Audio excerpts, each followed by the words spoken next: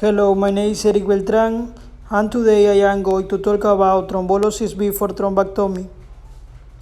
Definition: to begin thrombectomy is the removal of the thrombus that block the circulation of the blood.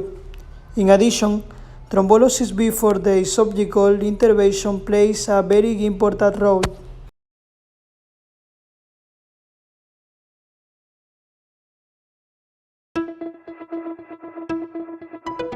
Mechanical thrombectomy is used when patients come in with typical stroke symptoms. Some of those strokes are caused by blood clots in smaller blood vessels, and some of them are caused by blood clots in larger blood vessels. And if the blood vessels that are affected are larger in size, meaning a couple of millimeters in diameter, then these patients may qualify for mechanical thrombectomy. It's minimally invasive. Endovascular procedure, which means that we go through the groin blood vessels and then advance small catheters all the way up to the neck vessels, eventually to the brain.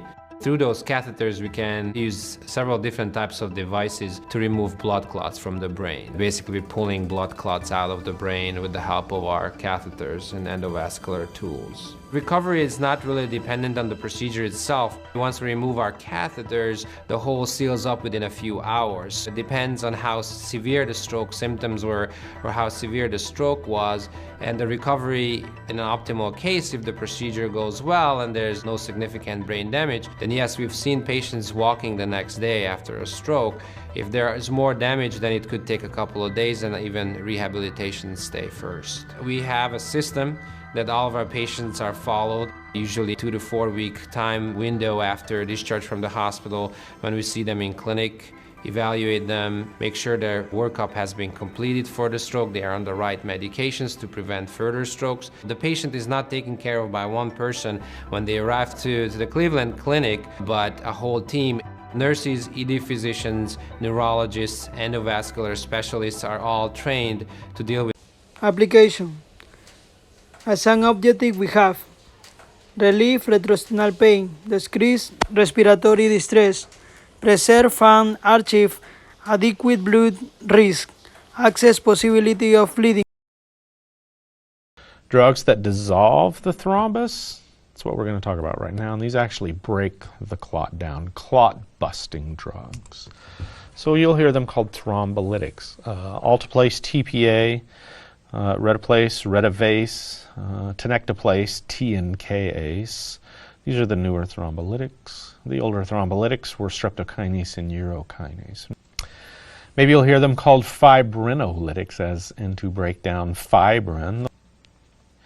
These are called fibrin-specific. Now, fibrin-specific thrombolytics, fibrin-specific fibrinolytics, Alteplase, Retavase, and Tenecteplase. All right, so fibrin and platelets are the two main components of the blood clot. The fibrin were the strands that held the blood clot together, and platelets were an essential part of the blood clot. When fibrin forms, something that sticks to the fibrin is a natural occurring process to break this down when the body's ready, something called plasminogen. So the plasminogens stick to the fibrins. Well, tissue plasminogen activator is a natural occurring substance in the body. It's a naturally occurring factor in the body, and when it activates the plasminogens, they become plasmin. And plasmin will dissolve the fibrin and cause the platelets to deaggregate so the clot can be dissolved. So the clot is dissolved by something called plasmin, and TPA is tissue plasminogen activator.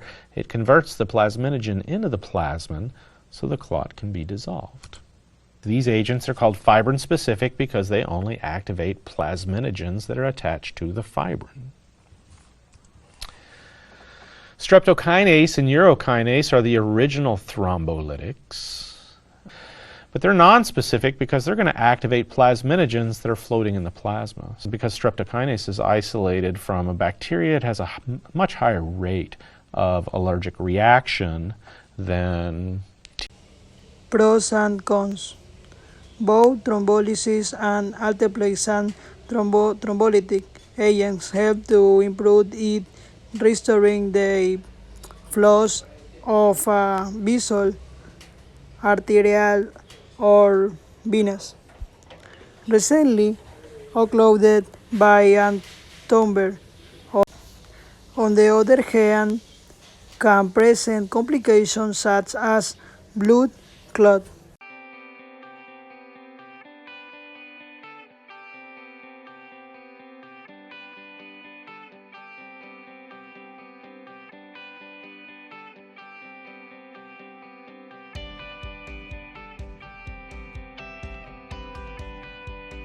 Perform hand hygiene.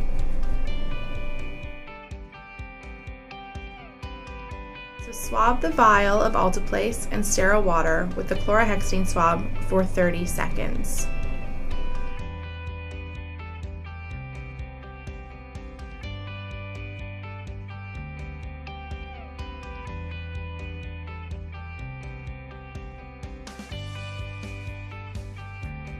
Withdraw 2.2 milliliters of sterile water.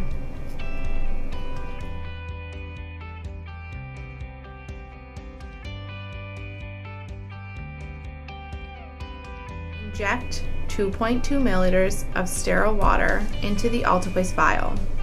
Note: gently swirl until the contents are dissolved. Do not shake. Withdraw reconstituted alteplase in the 10 milliliter syringe. Identify the patient as per policy SAF-1-04, identification of patient. Perform hand hygiene.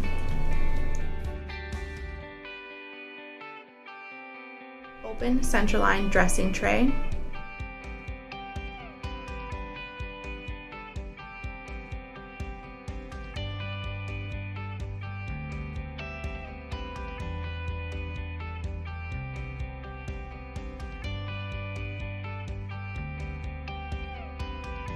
Don mask.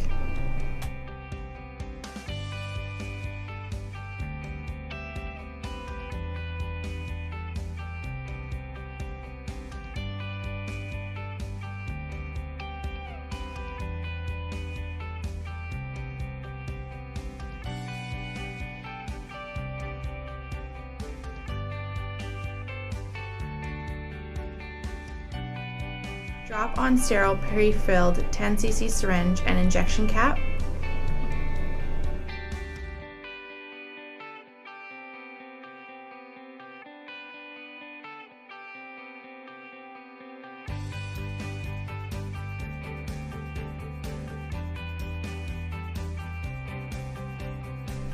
Don sterile gloves. Cleanse the connection site of the partly occluded lumen where the hub meets the injection cap for 30 seconds. Instruct patient to turn their head away and hold their breath. Remove injection cap and directly luer lock the 10 milliliter syringe with alteplase to the end of the lumen. Instruct patient to resume breathing. Tape the 10 milliliter syringe up to the patient and wait 30 minutes for adult patients once the alteplase has been infused.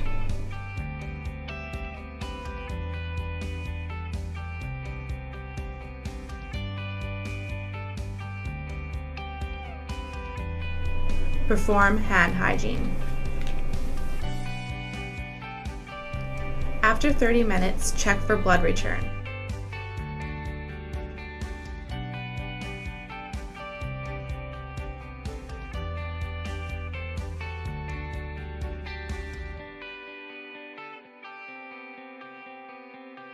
If blood return is present, don sterile gloves.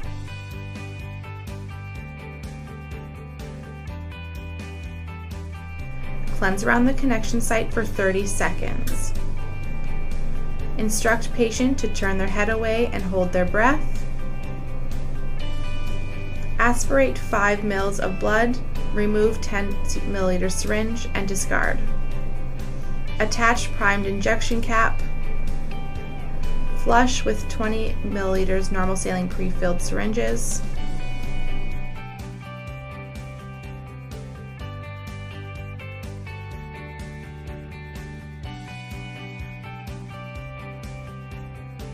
Guard the 5 ml blood waste into the sharps container.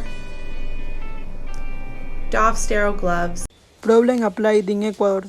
Favorable results were presented which are supported by the benefits of a minimally invasive treatment performed in a single intervention with good technical success with low associated morbidity.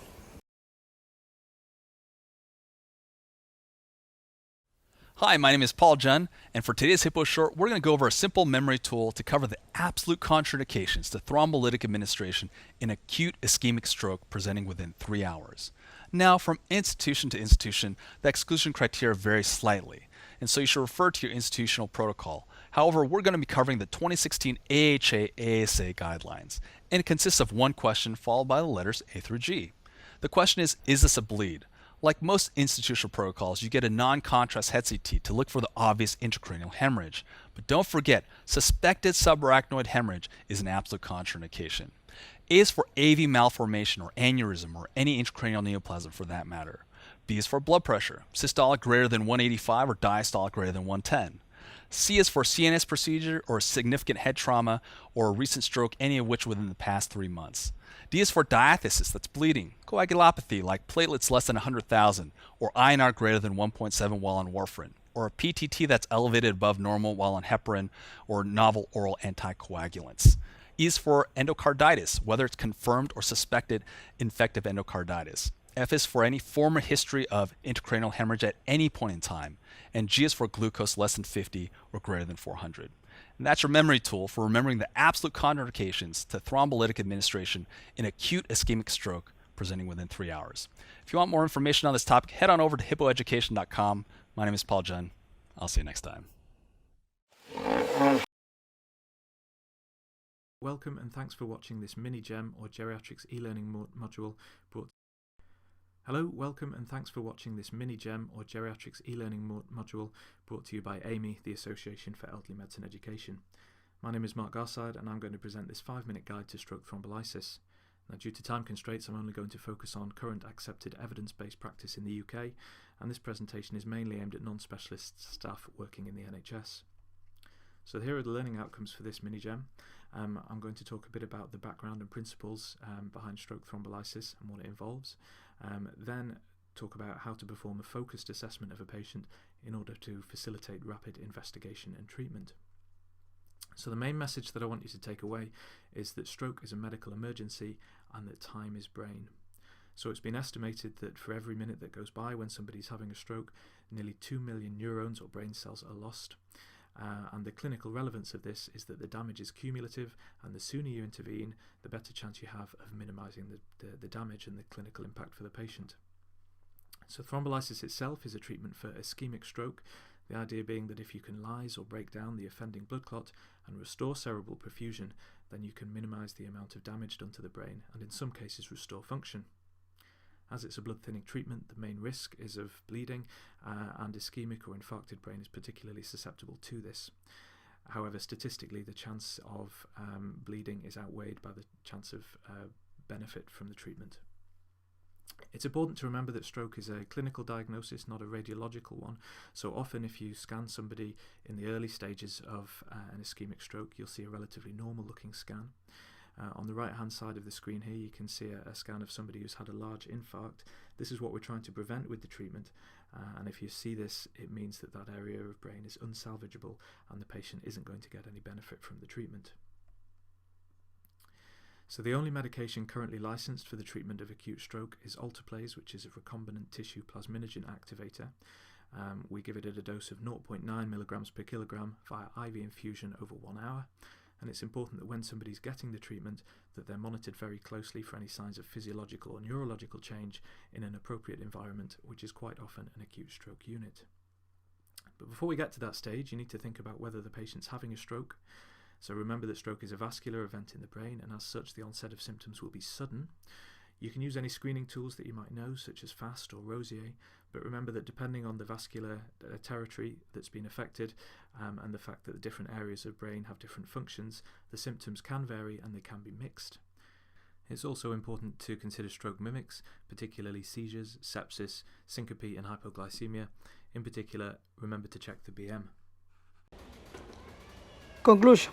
In conclusion, therapy such as alteplase, thrombolic agents before a thrombectomy are very effective since it favors recovery. On the other hand, pretreatment with the new thrombolic agents provide an additional benefits than alteplase since they show better clinical results.